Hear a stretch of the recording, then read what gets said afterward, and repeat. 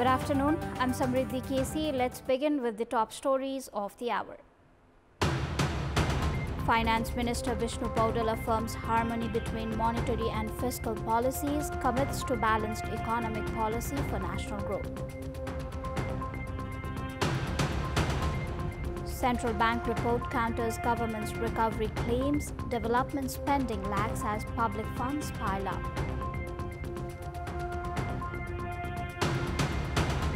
Los Angeles erupts in fourth day of protest over immigration raid. Trump deploys more troops as California sues over federal overreach. And Nepal eye back-to-back wins over Netherlands in League 2 showdown. Skipper Paudel's side seek redemption after narrow loss to Scotland. Finance Minister Vishnu Prasad Paudel has stated that there is no problem between the fiscal policy and the monetary policy.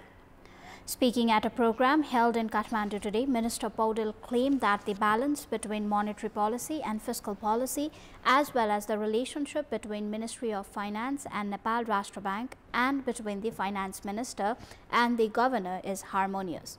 He said that the notion of any misunderstanding has not been conceived by the state system itself. He also expressed a commitment to move forward by maintaining balance between monetary and fiscal policies.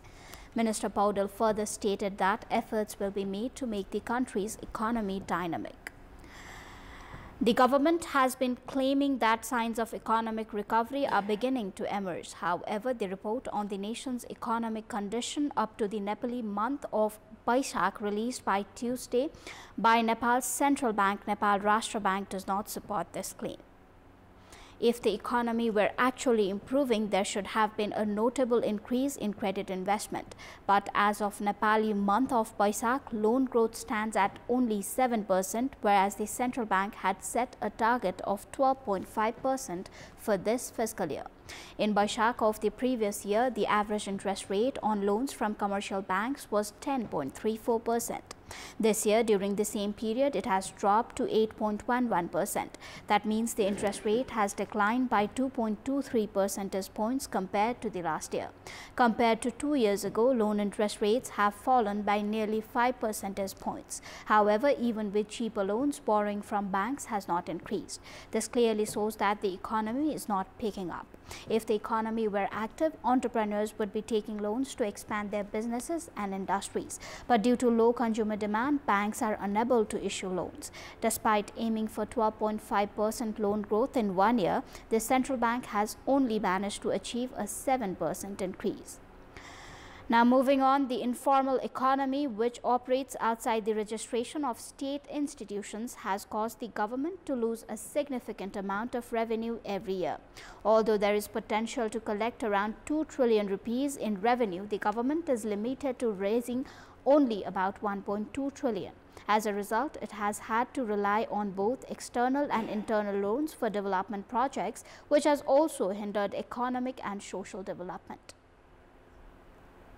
The government sets targets for revenue collection but fails to meet them. It has also struggled to bring potential revenue-generating sectors under the tax net, and even if it does, it withdraws them under pressure and influence. This has a direct impact on revenue collection and the development system, and it has also become a problem for the country to get off the grey list. Based on a study conducted in 2018 by the National Statistics Office, about half of the country's economy is based on the informal sector, meaning business activities that are not registered with government agencies. However, the government has not been able to bring them under the tax net. Experts say that if the government properly collects taxes from all informal sectors and tax evaders, it could generate revenue equivalent to 2 trillion rupees. केही वर्ष अगाडि त जापानमा चाहिने structural design धेरै नेपालबाट गरेर जान्थ्यो, तर त्यसको पैसा आउँथ्यो, त्यो पनि हाम्रो चाहिने अभिलेखमा आउँदैन थियो, त्यसको पनि ट्याक्स तिर्दैन थिए। अहिले चाहिँ यो विकसित देशमा अमेरिकामा बच्चाको होमवर्क गर्दिने कामसम्म पनि यहाँबाट गर्दिन्छन्, तर त्यो पैसाको चाहिँ ट्याक्स तिरेको छैन। अब यस्ता विभिन्न खालका क्रियाकलाप अब ठाउँ-ठाउँमा यो वर्कसपहरू छन्, त्यो कति दर्ता छ कति दर्ता छैन, दर्ता भएर नि अभिलेख छैन, पैसा क्याशमा लेनदेन भएको छ। According to a study conducted by the Department of Economics at Tribhuvan University, 99% of transactions in the real estate sector are informal. Rental transactions are informal, and the government is losing significant tax revenue because real estate transactions are based on government valuations, which are much lower than market prices. While the buying and selling of property are done at market prices, the revenue is calculated based on government-assessed value. Although international organizations monitoring black money have pointed out the lack of transparency in real estate transactions, the government has withdrawn the provision requiring mandatory bank statements for property purchases. सबभन्दा ठुलो चाहिँ हाम्रो institution Wick छ, हाम्रो enforcement कमजोर छ, हामीले गर्न सक्दैनौं। फाइनान्शियल क्राइम भर्खरै पनि हिजो अस्ति चाहिँ टेलिकमको हामीले सुनेका छौं हैन, यो चाहिँ यो रेगुलर बेसिसमा भइराख्ने फाइनान्शियल क्राइम्सहरु हैन, घर जग्गा कारोबारदेखि लिएर तपाईका चाहिँ अरु चाहिँ तपाईको चाहिँ ब्युरोक्रेसीमा होला पारदर्शिता चाहिँ यसलाई चाहिँ प्रदान गर्नको लागि अझ चाहिँ डकुमेन्टेसनको हिसाबले हैन ब्याङ्किङ सिस्टममा लिएर आएर हैन गर्ने जुन चाहिँ हाम्रो चाहिँ उ छ हैन, त्यसलाई चाहिँ पहिला पनि हामीले चाहिँ रोकिराकै स्थिति हो र अहिले पनि तपाईको चाहिँ यो चाहिँ गरेको देखियो हैन, त्यसले गर्दाखेरि त्यहाँनेरि चाहिँ समस्या हैन कहीं न कहीं त्यो समस्या छ। Another area that has not come under the tax net is agriculture. The sector contributes about 25% to the economy, but transactions in this sector remain untaxed. Reports conclude that 96.48% of agriculture sector is informal. Likewise, 50% of the hotel and restaurant sector, 33.69% of entertainment, and 16.36% of the industrial sector are informal. The government side claims it is working not only to bring the informal sector under the tax net, but also to formalize the entire economy.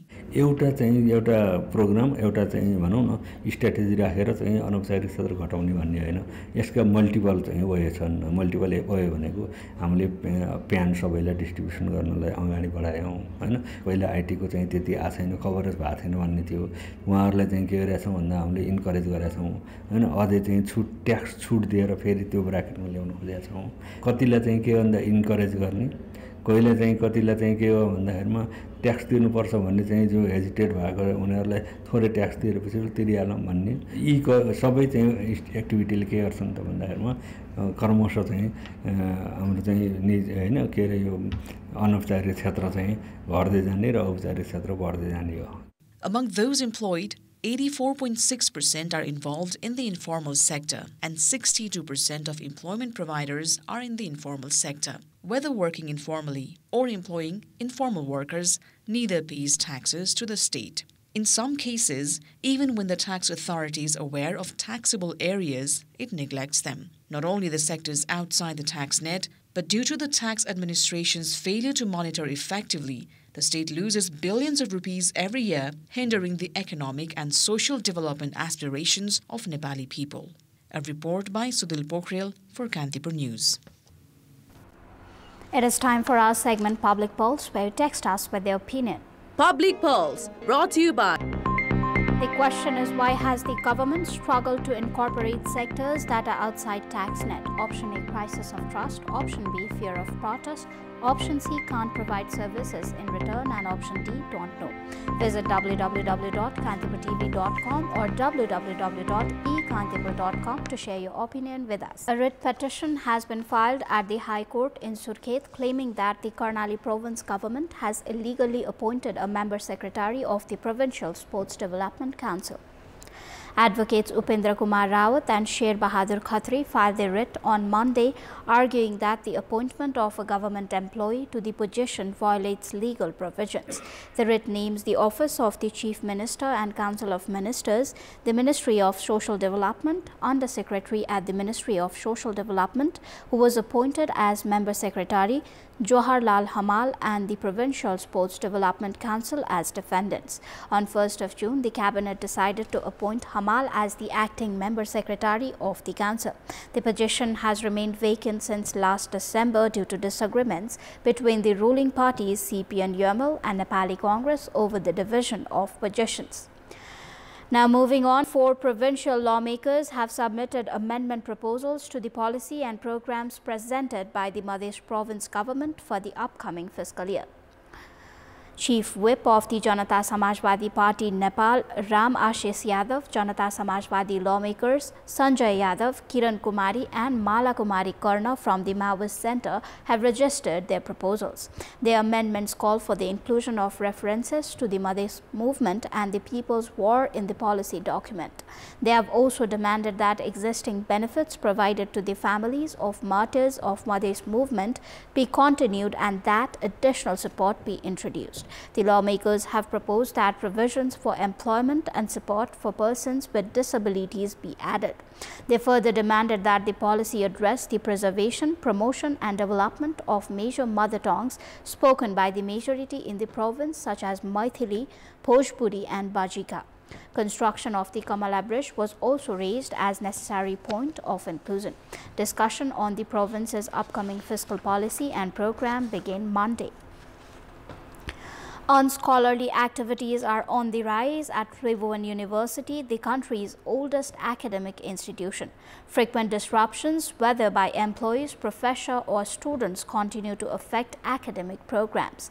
Now, once again, the student group of NSU, aligned with the ruling party, has vandalized property and locked down the university.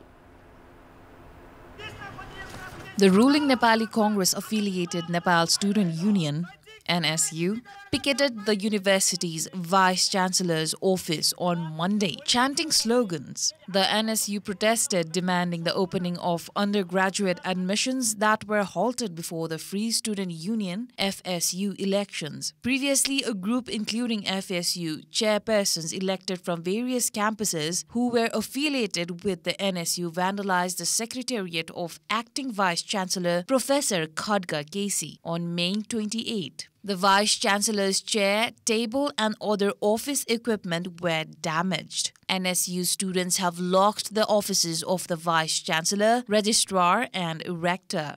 त्यो बेला चुनावको कारणले गर्दा रोकिएको भर्ना खोल्नुपर्ने जुन कलेजहरुमा अझै पनि registration number पुगेको छैन आंगी क्याम्पसहरुमा त्यहाँ रजिस्ट्रेसन नम्बर जानुपर्छ सबमिट गर्न विद्यार्थीहरुले हजारौंको संख्यामा बनौं कि लाखौंको संख्यामा बन्नियो भने यो देशभरिका आंगी क्याम्पसमा ट्युको विद्यार्थीले रजिस्ट्रेसन सबमिट गर्न सकेको छैन त्यो अनलाइनको कुरा नबुझेर.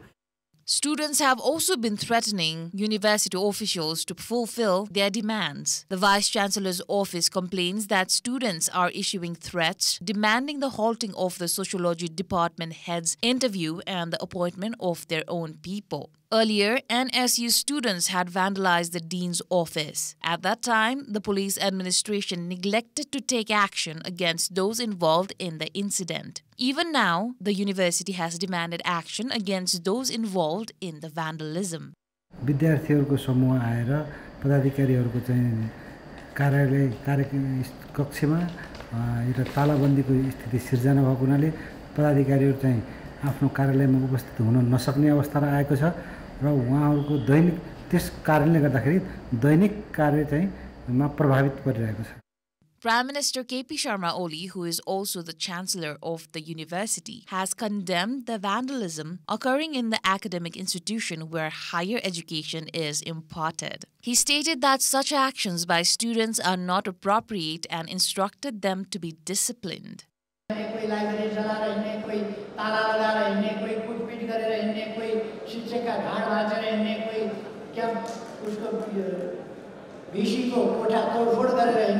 यस्तो खालको विद्यार्थी अनारसहरूले जन्माउँदैन त्यस प्रकारका क्रियाकलापका लागि छुट पनि छैन. In the past, there have been instances of attacks on officials at Tribhuvan University under the protection of political parties. A few months ago, the then Minister of Education, Bidya Bhattrai, even called upon the Home Minister to provide security to Tribhuvan University officials. The university states that picketing, lockdowns and vandalism under various pretexts have sent a negative message to the international community. The appointment of the Vice-Chancellor of Tribhuvan University has been stalled due to disagreements over power sharing among the ruling parties. This has also been affecting the university's work. On top of that, the university has been in disarray as students engage in vandalism and lockdowns under the pretext of fulfilling their demands. For Kantipur News, a report